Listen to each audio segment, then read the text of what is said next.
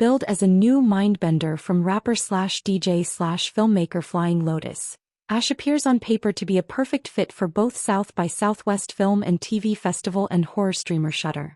If only a captivating package had translated to an equally captivating final product. Ash is practically indistinguishable from a variety of other alien clones. Would anyone actually be able to tell that this hails from an exciting up-and-coming talent? There are glimpses of uniqueness, but they are constantly stifled by erratic editing and puzzling narrative choices. To put it plainly, the choppy nature makes it nearly impossible to care about any of this space station's crew or the dull planet they have arrived on. Send out a distress call for help. Ash is a hollow exercise in sci-fi survival horror that's more video game cutscene than movie. Ria Isa Gonzalez, Baby Driver Ambulance, wakes up at the top of the film, plagued by the first of our tropes, amnesia. Intense flashes of gore and mutilations jump out at her, but her crew all lie scattered about the space station.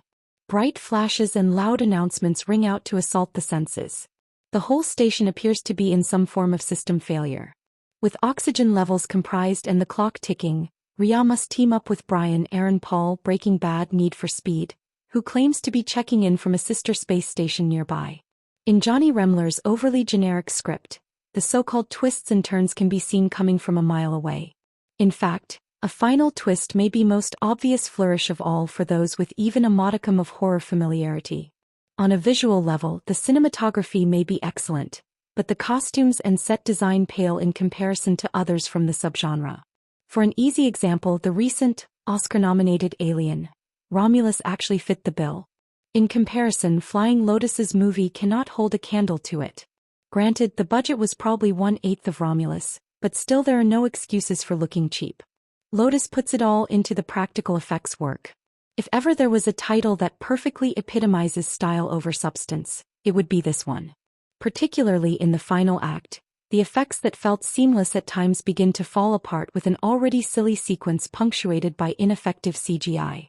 The blood and gore still manage to impress, especially in a form that resembles a Resident Evil mutation. Also not great, the performances from leading Lady Gonzalez and her main scene partner in Paul. Pinpointing whether their iffy dialogue is to blame or just the direction is anyone's guess. Being that they are the leading players, a lot rests on their shoulders to make some of the hogwash actually sound believable. The rest of the crew, Iko Uwais, Kate Elliott, Beulah Cole, Flying Lotus himself, barely registers at all, probably because we only learn about them through copious flashbacks. The majority of the action sidelines them, which is a real shame and a definite missed opportunity. If structured differently, that would already fix one of the major issues here.